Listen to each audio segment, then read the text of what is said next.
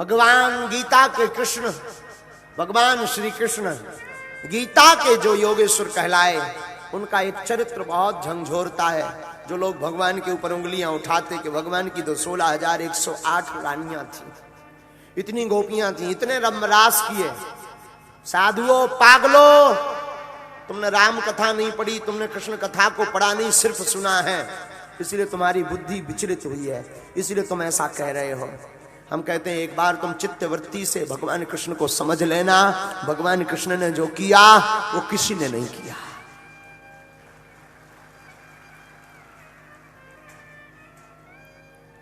गोपियों से जब भगवान योगेश्वर कृष्ण का 100 वर्ष का वियोग हो जाता है, 100 वर्ष के लिए जब भगवान कन्हैया द्वारका में आकर के वास करने लगते हैं, गोपियों की याद भी नहीं आती है, पर गए नहीं कभी। 100 साल तक गोपियों से मिले नहीं। वृंदावन ना जाने का प्रण था हमारे कन्हैया का, लेकिन एक जगह हमने पढ़ा कि एक बार भगवान कृष्ण द्वारका से वृंदावन आए।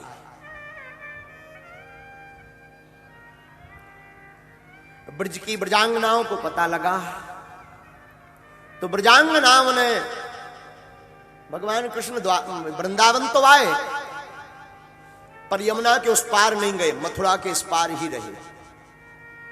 वृंदावन की उस पार नहीं गए, मथुरा यमुना जी के उस पल्ली पार नहीं गए, मथुरा तरफ क्षेत्र में रहे यमुना जी के।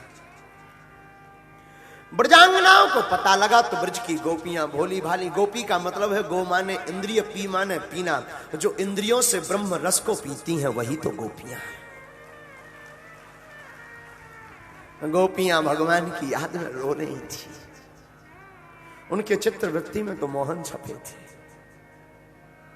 उनकी श्वास भी चल रही थी तो मोहन के लिए, उनकी वार्ता भी थी तो सिर्फ मोहन की, उनका चलना भी था तो मोहन मिलन के लिए, उनका शयन भी था, नेत्र भी बंद करती थी तो सपना देखने के लिए, वो भी मोहन का सपना देखने के लिए।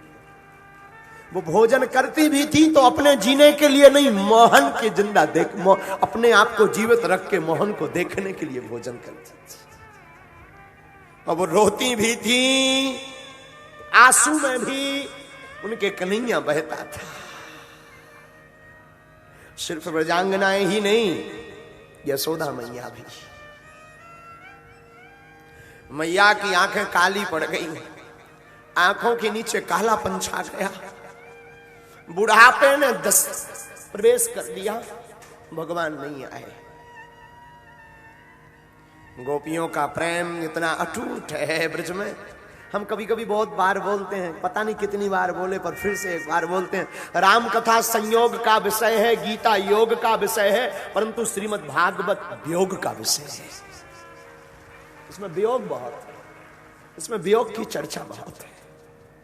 गोपियां प्रातः काल उठ करके स्नान करती, स्नान करके मथुरा की गली में जाकर के बैठती और मथुरा की तरफ दिन भर निहारती रहती, शायद रथ आ जाए और उस रथ पर बैठ करके मेरा माधव आ जाए।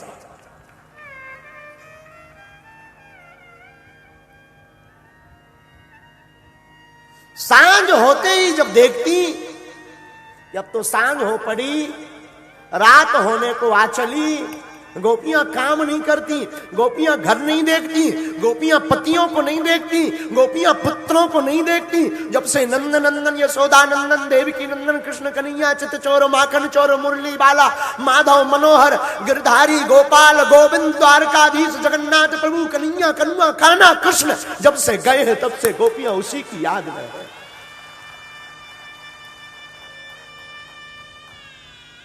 तब से गोपियों को ना खाना प्रिय है ना पीना प्रिय। गोपियां सिर्फ रास्ता निहारती, कबहू अखियां हरि दर्शन की प्यासी, देखन चहत कमल नयन को निस दिन रहत उदासी। अरे हमने तो पढ़ा है मथुरा की गली में धोखे से कोई धूल उड़ जाए, कोई बवंडर आ जाए, पत्ते लहलहाने लगे, गोपियों को लगने लगता था कि रथ आ रहा और रथ पर मेरा माधव बैठकर आ रहा।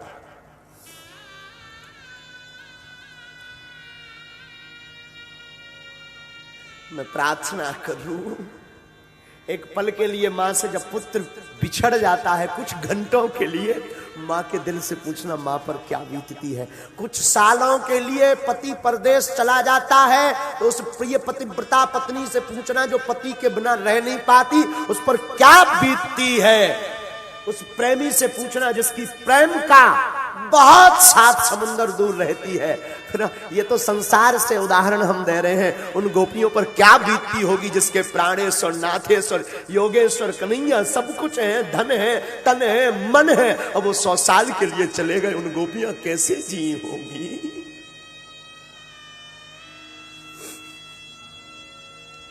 कैसे जीवन जिया होगा। हमने सुना द्वारका से हमारे नंदनंदन, हमारे मनमोहन, हमारे मुरलीधर एक बार मिलने आए। ब्रजांगनाओं को तो मानो खबर मिली, तो जिस प्रकार डूबते को तिनके का सहारा मिल जाता, जिस प्रकार वन में घूमी हुई फिरी हुई गाय को अपने बछड़े की आवाज सुनाई पड़ जाती, लाखों के भीड़ में गुमा हुआ खोया हुआ पुत्र की आवाज तान सुनकर के जिस प्रकार मां गदगदाहट हो उठती, वो बहबिल हो उठती, जिस प्रकार प्यासे पपीहा को सीप की बूंद मिल जाती है, बिछड़े हुए प्रियतम को प्रियतमा मिल जाती है, जिस प्रकार मरे हुए शरीर को आत्मा मिल जाती है, जिस प्रकार भूखे को भोजन मिल जाता है, जिस प्रकार तपती दोपहरी में गला सूख रहा हो और एक बूंद आंसू की मुख पर चली जाए और वो पानी का काम कर देती है, उसी प्रकार गोपियों को भगवान के आने की बात सुनकर के गदगदता है। आज गोपियां रो भी रही और हंस भी रही। क्यों? हमारे नंदन आए। कुछ गोपियां तो मूर्छित हो गई, कोई जगा रहा उठ, कोई कह रहा बाबरी उठ, पागल है क्या। गोपी कहती है मैं उठूं तो सही, पर सच सच बताओ तुम मजाक तो नहीं कर रही। आए हैं ना? हाँ आए हैं, चल उठ। अखियां हरि दर्शन की प्यासी, अखियां हरि दर्शन प्यासी,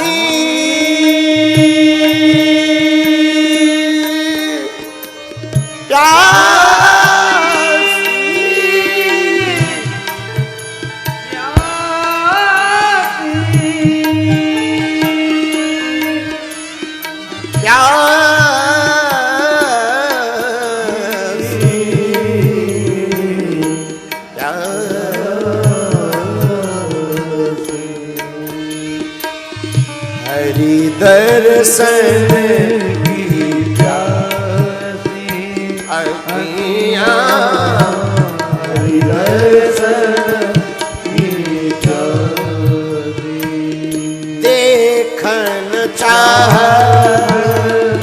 कमल नयन को, देखन चाह कमल चाहत कमल नयन को, देखन चाहत कमल नयन को, कमल नयन को, कमल नयन को, कमल नयन को, कमल नयन को, कमल से दिन रहते उदासी, इस दिन रहते उदासी, अखियां हरि दर्शन की प्यासी, अखियां हरि दर्शन की प्यासी।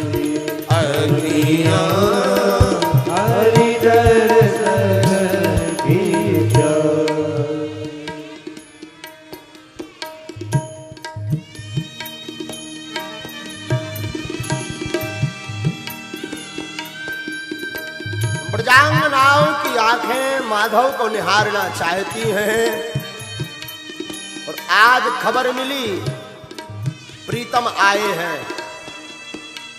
तो ब्रजांगनाएं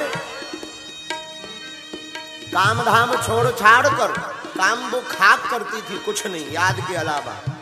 तो गोपियों का कोई काम नहीं था, जैसे आपका कोई काम नहीं है ना, गोपियों का भी कोई काम नहीं। हाँ, कोई काम नहीं। लोग हमसे पूछते हैं कि आप क्या काम करते हो, हमने कहा हमारे पास मुंह चलाने के अलावा कोई काम नहीं। तो बस सुबह से उठते हैं तो मुंह चलाते हैं, शाम होती है तो 4 बजे पता नहीं कौन सी आदत लग गई नशा की, 4 बजते हैं तो कब घड़ी बोलने लगती, कब मंच पे पहुंचूं, कब कुछ सुनाऊं। हमको भी कोई काम नहीं है, एक ही काम है, बैठो बस मुंह चलाओ। ऐसे ही गोपियों को भी कोई काम नहीं था, हमारे बाबा को भी कोई काम नहीं फ्लाइट के अलावा। हाँ, बाबा भी यहां कभी वहां, और गोपियां भी क्या खाक काम करती थी, कुछ नहीं। लेकिन गोपियों की आंखें जरूर बोलती थी। और हम हमेशा बोलते हैं बाबा, जिससे ज्यादा मोहब्बत होती है उससे बात कम होती है, जिससे ज्यादा मोहब्बत होती है उससे बात कम होती है। जवान नहीं लड़ती, उससे तो अखियां लड़ती हैं। अखियां हरि दर्शन की प्यासी, अखियां हरि दर्शन की प्यासी, प्यासी प्यासी प्यासी प्यासी प्यासी प्यासी प्यासी प्यासी। हाँ, हरि दर्शन की प्यासी, अखियां हरि दर्शन की प्यासी। किस किस को गोविंद के दर्शन करना है जरा बताओ ना। अपने नयन बंद करो और हमारे राघव की मूर्ति देखना शुरू करो। बहुत से लोगों को एक भ्रमित है कि राघव को ध्यान करें कि माधव को, माधव को ध्यान करें कि शंकर जी का। बड़ी टेंशन में, राम में ही माधव हैं और माधव ही राघव हैं, राघव ही माधव हैं और माधव ही राघव हैं, और राम में ही शिवजी विराजमान है और शिवजी में ही राम विराजमान है। लो, जवाब भी हो गया। अखियां हरि दर्शन की प्यासी, अखियां हरि दर्शन की प्यासी। ये लकीरें, नसीब, ये किस्मत सब झूठे आईने हैं। ये लकीरें, नसीब, किस्मत सब झूठे आईने हैं। तेरे चरणों में मेरा माथ हो, यही जिंदगी के सच्चे मायने हैं। अखियां हरि दर्शन की प्यासी, अखियां हरि दर्शन की प्यासी। गोपियों ने 16 श्रृंगार किया आज। माधव जो आए हैं ना, अपना अपना श्रृंगार सजो यार। देखो, सजना है, सजना बुरा नहीं है, तैयार होना कोई बुरी बात नहीं है। सजना मतलब तैयार होना, मेकअप करना, सजना ही है। तो ऐसा सजना कि वो सजना जब मिले तब तुम्हारे सजने पर ही वो भी सज जाए। सजना ही है तो संसार रूपी सजने के लिए क्या सजना, सजना है तो उस सजना के लिए सजना, जिसके सजने के लिए फिर कभी नहीं सजना। सजना, सजना। अखियां हरि दर्शन की प्यासी। लेकिन आजकल के लोग, राम बचावे, ऐसे सजते हैं। यहां से तो बड़ा सुंदर सा प्राकृतिक चेहरा लेकर जाते हैं, वो आगे को लोग ब्यूटी पार्लर चलो, ब्यूटी पार्लर, 1.5 अंगरा की क्रीम लगा के ऐसे निकरत माए से चंगवा दर से। हनुमान जी बचावे, हम कुछ नहीं कह रहे। साधु, सजना बेकार नहीं है, खूब सजो। हम तो कहते हैं तुम अपने साथ में सजने की किट लेकर चलो। क्या बोलते हैं उसे? हाँ हाँ, किट ही बोलते हैं ना। हाँ, लेकर चलो, खूब सजो, खूब सजो, खूब सजो। लेकिन सजना ही है तो उस सजना के लिए ही सजना। आज गोपियां सजी, अपने सजना के लिए सजी, और सजी 16 श्रृंगार की है। गोपियों के तो 16 श्रृंगार है, साधुओं के 36 श्रृंगार होते, 36। हाँ, गोपियां 16 श्रृंगार करती हैं।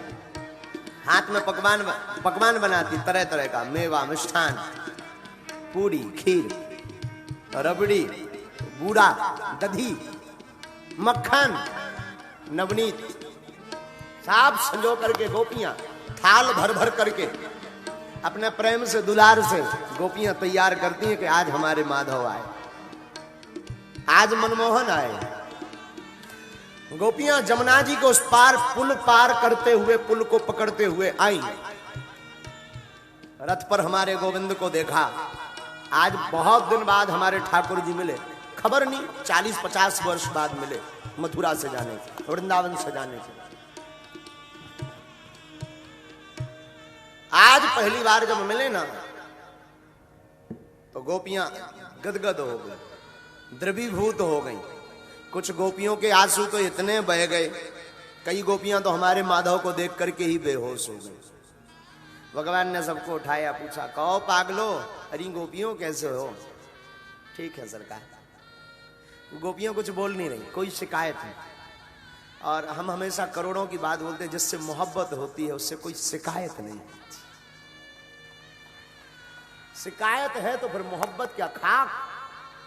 जिससे मोहब्बत होती है उससे कोई शिकायत नहीं होती है, उसमें तुम होते हो, तुम में वो होता है। गोपियां जुदा नहीं मानती थी। गोपियों ने कहा, माधव आप कैसे? ठाकुर जी ने कहा, ठीक है। गोपियां कहती हैं, सरकार हम आपके लिए कुछ पकवान, मिष्ठान, मेवा बना कर लाए, आप कुछ पाओ ना। भगवान ने कहा, नहीं नहीं, आज हमारा व्रत है। लो, ये और बड़ी बात। गोपियां हंस पड़ी, आप कब से व्रत करने लगे हो? तुम कब से उपवास करने लगे? तुम्हारे चित्त में ये व्रत की वृत्ति कब से प्रकट हो गई? हाँ, तुम्हारा तो एक ही नियम है कि कोई नियम नहीं, और आप व्रत करने लगे। भगवान बोले, ये व्रत है। तो ये पकवान जो बनाकर लाए हैं इतने प्यार से, इतने भाव से, मैं जल गई। कोई गोपी तो बोली, देख कन्हैया मेरी अंगुली में जल गई। कोई बोली, देख ये तेल कढ़ाई का गिर पड़ा मुझ पे। इतने भाव से बना, कुछ तो पाओ ना। भगवान बोले, नहीं नहीं, व्रत है, एक काम करो, तुम्हें पवाना ही है ना, तो जमुना के उस पार, पल्ली पार हमारे गुरुजी दुर्वासा ऋषि बैठे, ये उनको पवाओ, मेरी आज्ञा। और हम हमेशा एक बात बोलते हैं, तव सुख सुखित्वम, जिससे आप प्रेम करते हो भगवान से या गुरु से या किसी महापुरुष से, उसको जिसमें सुख मिले वही काम करना चाहिए, यही प्रेम है। हाँ। गोपियों को लगा कि इसमें अगर गुरु जी को प्रसाद पवाने में ठाकुर जी का सुख है, हा, गोपियां यमुना के उस पार जाने लगी। कुछ दूर गई तो लौट कर आई। कन्हैया ने पूछा, अरे गोपियों वापस क्यों आई? गोपियां बोली, सरकार यहां से पुल नहीं है, यहां से तो जमुना जी अथाह बह रही हैं, आगे वाले पुल से जाएंगे तब हम तुम्हारे गुरु जी के पास जाएंगे, तुम भाग मत जाना, मैं आती हूँ। हाँ, पकवान खराब ना हो जाए इसलिए मैं जल्दी अभी सब दे करके आती हूँ। ठीक है, जाओ। लेकिन सुनो, पुल जाने की जरूरत नहीं है, सीधे ही जाओ। महाराज अथाह गहरा जल है, डूब जाएंगे तो लाए तो प्रसाद है, प्रसाद भी बह जाएगा, हम भी बह जाएंगे, तुम क्या खाक बचाने आओगे?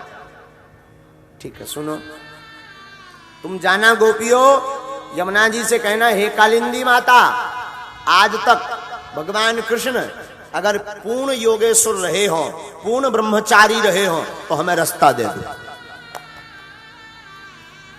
गोपियों के चेहरे पर खिलखिलाहट आ गई, जय हो आपकी। भगवान बोले, क्यों? बोले, अभी अभी हमें खबर मिली कि तुम 16,108 ब्याह कर लिए,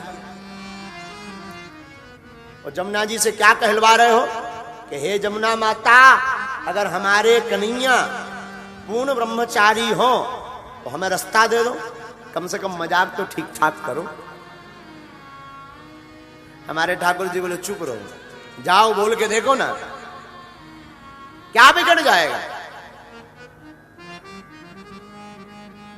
गोपियां हंसती हुई गईं कि ये तो झूठे हैं पक्के नंबर 1 के, झूठ इन्होंने छोड़ा नहीं, अभी भी झूठ ही बोल रहे हैं। जमुना जी के पास गई गोपियां, बोली हे कालिंदी माता, वैसे तो हमें विश्वास नहीं है, फिर भी किसी की कही हुई बातें हम आपको बता रहे हैं। हमारे जो कन्हैया है ना, नंद नंदन यशोदा नंदन देवकी नंदन जो भी है वसुदेव नंदन, कालिंदी माता आज तक अगर उन्होंने ब्रह्मचर्य का पूर्ण ब्रह्मचर्य का पालन किया हो तो हमें रास्ता दे दो। और महाराज इतनी बात सुनी तो यमुना जी उस पार की उस पार रह गई, इस पार की इस पार रह गई, बीच में से रास्ता निकल आया। गोपियां चौंक गईं। अब गोपियां एक दूसरे का मुंह देखें, 16,108 ब्याह करें बैठे हैं ये, और धन्य है ना जाने ऐसी कौन सी सेटिंग है जाकी कालिंदी माता से जमुना जी से, तो रास्ता भी दे दिए। उस पार गोपियां गई तो दुर्वासा ऋषि विराजमान थे। बाबा प्रणाम करूं आपको? हाँ आओ आओ आओ आओ गोपियों, आज कौन सा त्योहार है, इतना सारा पकवान मेवा मिष्ठान चकाचक रबड़ी मालपुआ लेकर के आई हो। बाबा क्या बताऊं, मैं अपने कन्हैया के खातिर ये सब बना के लाई थी, पर कन्हैया ने ना पाओ। अच्छा कन्हैया कहाँ है? बाबा तेरो कन्हैया पल्ली ऊपर जमुना जी के उस पार में है। अच्छा हाँ, काय बात पे आई गोपियों? बाबा मोकू मेरे कन्हैया ने कहो है कि जे पकवान अपने गुरुजी हमारे गुरुजी को पवा दो, रख दो। जितने थाल हमने सुना 5,000 गोपियां थी, 5,000 थाल थे प्रसाद के थाल, और बाबा कमंडल में डालते गए और सटखटाते रहे। हद तो सुनो, हद तो ये है कि बाबा बोले गोपियों नाश्ता तो हो गया, न्योता का अगर करो तो भोजन पर आऊं। गोपियों का दिमाग खराब हो गया कि 5,000 थाली में भाई साहब नाश्ता कर रहे हैं, भोजन की तो गिनती नहीं कितनी थाली लगेगी। गोपियां सिर रख करके माथा चरणों में रख करके बोली सरकार न्योता हम नहीं कर पाएंगे, माफ करना। गोपियां जल्दी जल्दी भगवान के पास आना था ना, तो चल दी आई तो वही जमुना जी के पास आई। तब तक जमुना जी फिर जो कि त्यों हो चुकी थी, तो गोपियां फिर परेशान, अब जाएं कैसे, फिर देर लगेगी, पुल से जाना पड़ेगा।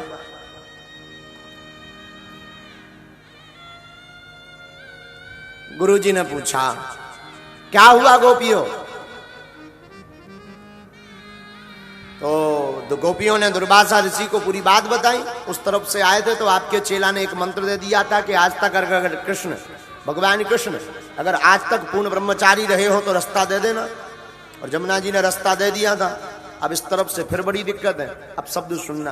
दुर्वासा जी बोले हमसे भी एक मंत्र ले जाओ, आप भी दो।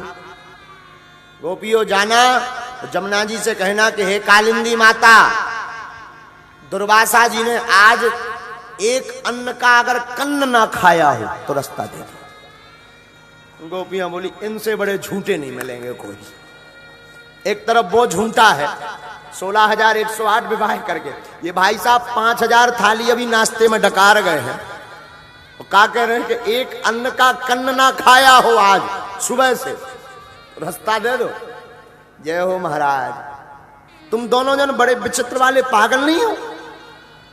दुर्वासा जी बोले चुप रहो, हमारा नाम जानती हो, नाक पर गुस्सा रहता है, जाके कहो। गोपियां भी पता था कि ये बहुत खतरनाक वाले महापुरुष हैं। गोपियां जमुना जी के पास आई, अब और ज्यादा हंस के बोली उन पर तो थोड़ा विश्वास ही था, इन भाई साहब पे तो विश्वास ही नहीं। हे कालिंदी माता, हमारे सामने 5,000 थाली ये डकार गए, फिर भी ये कह रहे हैं कि सुबह से एक अन्न का कन्न ना खाया हो तो रास्ता दे दो। और महाराज इस तरफ की जमुना जी इस तरफ रुक गई, इस तरफ की जमुना जी इस तरफ, बीच में से फिर रास्ता निकल आया। अब जमुना जी की तरफ गोपियां देखें, जय हो माता तुम्हारी, तुम भी झूठों का ही साथ देती हो।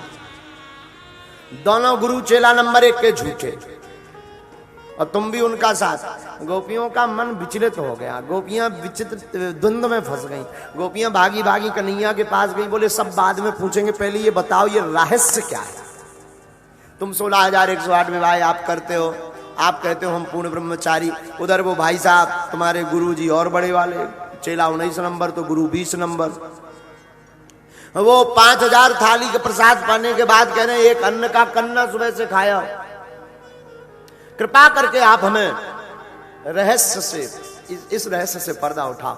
पता है भगवान ने क्या कहा? गोपियों, सच है हमारे 16,108 विवाह हुए हैं, सच है हमारे गुरुजी ने 5,000 थालियों का प्रसाद पाया है, और ये सब कुछ गुरुजी ने जो प्रसाद पाया उन्होंने अपने इष्ट को सौंप दिया। हमने जो विवाह किए हमने अपना जीवन भी अपने इष्ट को सौंप दिया। हमने अपने काम को, गुरुजी ने अपने प्रसाद को सब अपने परमात्मा को सौंप दिया, तो वो काम भी राममय बन गया है। और हम ब्रह्मचारी आज भी हैं, इसलिए लोग हमें योगेश्वर कहते हैं। साधु बात वही तीसरे पुरुषार्थ पर टिकी है, काम पर। अर्थ, धर्म और काम, आपका काम पालन करने की, ये काम भी राममय नहीं तो क्या खाक